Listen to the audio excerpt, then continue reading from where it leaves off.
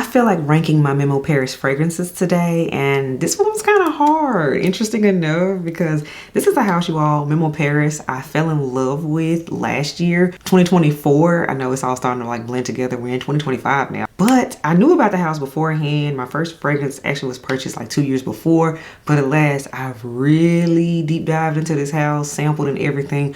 But at last I have 7 full-size bottles from the house of Memo Paris, and we're ranking them today. And I'm gonna tell you why they're in their spots, because I guess I like torture. So let's get on into it. Welcome back to the channel, everyone. These Maria here. Yes, we're ranking the Memo Paris fragrances. But as always, lipstick of the day today, everyone. I'm rocking out with this beautiful chocolate brown, semi-sweet chocolate, as I like to say. This is Consensual from MAC. As you all know, MAC has a million lipsticks, and I have them. Consensual is this beautiful brown color. Obsessed with it. I think they still make it, but if not, I will always link an alternative color that will give you the same effect. As always, beauty details, everything on my face and things will be in the description box below, as well as all the fragrances I discussed today, so you do not have to ask questions about it. Next up, we have fragrance of the day, and fragrance of the day I'm rocking from the house of MFK, and this is Consensual, you all. This is a beautiful ambery vanilla tonka bean lavender fragrance. This right here has stolen my heart. I now love this. I used to hate it, but now I love it. And that again is MFK's Consensual is your fragrance of the day. And now let's get into these 7 Memo Parises that I gotta rank today. So in the number 7 spot, this is one, I want to say, one of the more recent ones to the collection. This one was a blind buy, so yeah, we did take a risk. However, it wasn't a bad blind buy, I want to say that. It just wasn't a total like, oh wow, it jumps to the top of the list for me. One of those kind of situations. That fragrance is this one right here. Memo Paris's Flam right here. Flam, I do like it, be clear. Because one thing about these, all of these I do enjoy for different reasons, but of course, I just like some more than others. You know, that's life. So let's get into the notes. We have bergamot essence, we have orange bitter in here, we have clary sage. We also have jasmine sandback in here. We also have cedar wood. We have tonka bean too, y'all. And then we also have vanilla, musk, and ambrette in here too. So interesting enough with Flam. So the reason this one isn't in the number 7 spot is because of how similar this smells to from the house of Armani, the Privé line, but Rouge Malachite, that fragrance. So that one I have a sample of, and I've talked about it in a previous video. It also smells very similar to my Armani My Way, the parfum version. I did a full dedicated review on it. It's like the base note in it, the tuberose in it or something. It's something in it that smells extremely like this one. So for me, this fragrance is not super unique for that reason, and that's why I'm ranking it lower. I do enjoy this one. And it does take me on a bit of a journey, but again, it still reminds me a little bit too much of how Armani does their fragrances per se, their florals. So that is why Flam is good, but it isn't great for that reason. And that's why it's in the number 7 spot. In the number 6 spot, you all, this is one, I got a sample of this one. This is so pretty to me. This is more of a summery fragrance. And this is Ilha du Mel right here. This one right here. You all remember I sampled and I told you I would get a full-size bottle of it, and I did. This is so pretty. It's like, So let's get into the notes, you all. We have juniper berries in here, we have bergamot, and we also have gardenia in here too. I love the gardenia in here. Then in the heart, you all, we have cypriol, jasmine, we have narcissus, and we also have broom in here. Then in the base, you all have vanilla bean, and we also have benzoin, and some iris in here too. It is the gardenia in here for me. The gardenia is super prominent. I do get the jasmine. So this one, I just enjoy more so late spring going into peak summer, because it smells like there's a warmth to this fragrance as well. So it's a warm floral, and I do think it is super pretty. She is cute. What holds this one back for me though, the longevity in this one isn't as long as I would like it to be, which is why I tend to wear it more so in the warmer months for that reason, to help assist with it. But the scent is beautiful. Beautiful floral fragrance. And that again is Ilha du Mel from Memo Paris in the number 6 spot.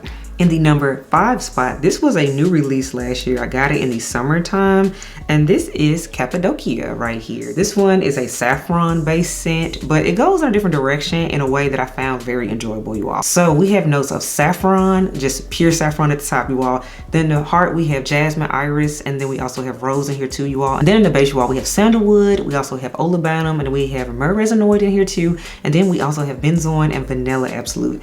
That base is something serious. This is one of those fragrances, yes, you get hit with a whole bunch of saffron, but it gets sweeter as it goes. So this is one that I actually like how it dries down. And that's one thing about Memo Paris' fragrances. All of them take you on a journey. That has been my experience. So this is one of those fragrance houses you cannot spray it in a rush and think it's going to be linear, because it's going to develop on you. So I always wanted to say that about this house. That's been my experience. But Cappadocia, you all, it's kind of almost like a spicy saffron kind of sweet cake. That's kind of how it goes. It's not a full-on gourmand scent, but the spices in here aren't so overwhelming because, again, there's a sweetness to this. Is the vanilla in that base really helps this fragrance, even though it's all the way down at the bottom, but it helps to bring everything together in my experience. And this is one of those scents, I have worn this out to so many random places and people are like, okay, well, somebody smells really good, and they find out like it's you. We were in a novelty shop and the sales associate was helping us out, and she was like, okay, no, whatever you have on smells really good. Like, she had walked past me, so it stopped her in her tracks. So this right here, Cappadocia, a head turner and one you wouldn't expect to be, because again, it has a whole bunch of spices and things in it because it's a saffron scent. But again, in the number 5 spot, this is one I didn't know what to expect, but it was a pleasant surprise because this was a sweeter take on saffron that we don't get every day. So that again is Cappadocia, you all. Now this is a fragrance that did get some buzz here in the fragrance community, and in the number 4 spot, I had to put it in here too because I was obsessed with this one last year after I got a sample of it after visiting the Memo Paris counter. You all, the number 4 spot goes to Madurai. Plus, I love the bottle. This is a super pretty name. So you all, in the top we have lemon, we have bergamot, we have clary sage, and we also have peach in here. Then you all, in the heart we have jasmine sandalwood, we have tuberose too, and then we have jasmine as well, and we have taguette, and then the base, you all, we have sandalwood and suede accord. But in a nutshell, the main things that we get out of here, you all, there's also turmeric in here too. I want to emphasize that. It's peach and turmeric in here, and also jasmine. So it's like, I didn't know I needed peach and turmeric to go together, but this fragrance did it. So this thing is so unique for me, and I love how the peach is very bright. It's kind of giving me more like white peach, more of a spring type of peach for me. I enjoy this one, but that turmeric gives it a little extra oomph, and it's a spice we don't get every day. So that's why I enjoy Madurai, because it's a unique take on peach. And that again, in the number 4 spot is Madurai. So in the number 3 spot, you all, this one had a run, and this is one that we're still enjoying. I know I'm still enjoying it. Number 3 goes to Sherwood, you all. Sherwood is for the sandalwood lovers. Let me just tell you that right now. This is so pretty, but it's blended with other things again that I wouldn't normally think I would enjoy to go along with the sandalwood. So that's why I enjoy this fragrance. So there's carrot seed in here. There's also Damasceno rose, and there's sandalwood in here. Those like the main notes. But then there's also black currant in here. There's also some pink pepper in here too. Then we got some orange flower and some cashmere and oak wood. Y'all, the sandalwood in here is so creamy, but there's also a little bit of a spice in here too, because I guess it's coming from that pink pepper, gotta be. The rose in here, the florals, but this is done in a way where it's not super feminine. This fragrance is 100% unisex too, and it's just a unique take, an interesting take on sandalwood for me. It's not woody, but it's kind of fresh. It's kind of floral at the same time. I don't know how they did it. This is one I highly recommend sampling first. You all know I started with the sample, but Sherwood, if you've been looking for an interesting take on sandalwood that doesn't smell like woods, but it still doesn't smell like perfume and kind of fresh at the same time, rock with this one, you all. So that again, in the number 3 spot goes to Sherwood. In the number 2 spot, you all, me and this scent, let me tell you, when I blind bought this fragrance, I was like, we're gonna see, I feel like it should be good. This was not only good, this was a love, you all. Blind buy going well, we love when that happens. The number 2 spot goes to Granada, you all. Now this is one you don't really hear that much about because this is an older scent. So that's why I say this was a deep track that I decided to just blind buy one night. I was like, I just feel like this would be good, and it was. So we have main notes of pomegranate in here, there's orange flower, and there's jasmine absolute in here too, you all. There's also lilies of the valley, some heliotrope, there's some musk in here, some vanilla, some amber. But y'all, this is so pretty. If you like orange blossom, but like a summery take on orange blossom that doesn't go sickly sweet, this right here, everything. It's the pomegranate with it, and then the flowers in here give it a slight green aspect. These smell very literal in here. It smells like summery good times. It's kind of a nostalgic feel, and I've said it before in other videos, but I can't get past it. This fragrance, I literally smell it and it makes me happy. So this is one of those fragrances that when I need a mood booster, I kind of been a little down, maybe been a little sad or something. But again, just off of smelling it, I would put it more so as a spring fragrance, but I would wear it any time of year whenever I need a mood booster because it just makes me happy. So the number 2 spot, you all, goes to Granada. And now for the number 1 spot. I know we're all like, okay, what's number 1? Where are we going here? Number 1 goes to the one that started it all. This was the first fragrance I ever smelled from this house. This was also my first full-size bottle from this house. So this one, we got some scent memories together. I first smelled this fragrance back in 2021 and it stuck with me, and here we are. Number 1 is this one right here, and this is Sintra.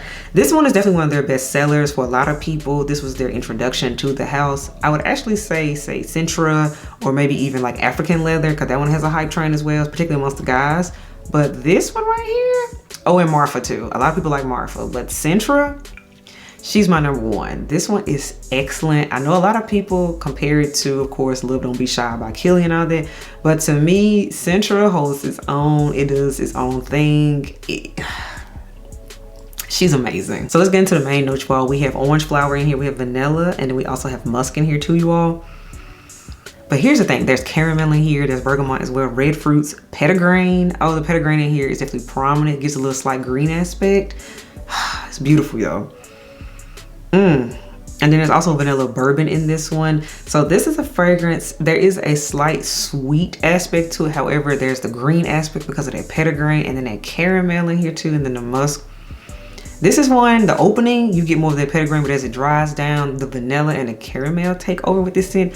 Oh, and by the way, the longevity is definitely there too. So this is one, it's fun, it's pretty, it's springy, it's feminine, but I also know it's gonna turn heads. And it's interesting enough, I was sitting up to prepare to do this video for you all, and the head elf actually helped me to do it because I got a little stumped a little bit here once I got to like the top 3, that situation. But I let him smell this number 1. He was like, oh yeah, that's definitely number 1. He's like, that one for sure is number 1. He agrees as well. He loves Sintra on me whenever I wear it. He does compliment it, which I do appreciate. But alas, Sintra again, she started the collection. She started my interest in the house. So she deserves the respect of the number 1 spot. So all right, everyone, that wraps up this here ranking video of my Memo Paris fragrances. Let me know what you think about them. Do you agree with my ranking? Do you own any Memo Paris fragrances? Do you plan on picking any of them up in 2025? Let me know. I know for sure I do want one more that I've been holding on to my sample for dear life, and I want Inlay. So you will see me pick up Inlay. Inlay is a tea scent, a tea and osmanthus fragrance. I'm kind of digging that one for spring, summer. So if you see it on my wish list and or you see the full bottle, you know why. You heard it here first. So those are my thoughts. Let me know what you think in the comments below. I will read them and respond when I can. And until next time, ills, I will catch you on the next video. Bye, y'all.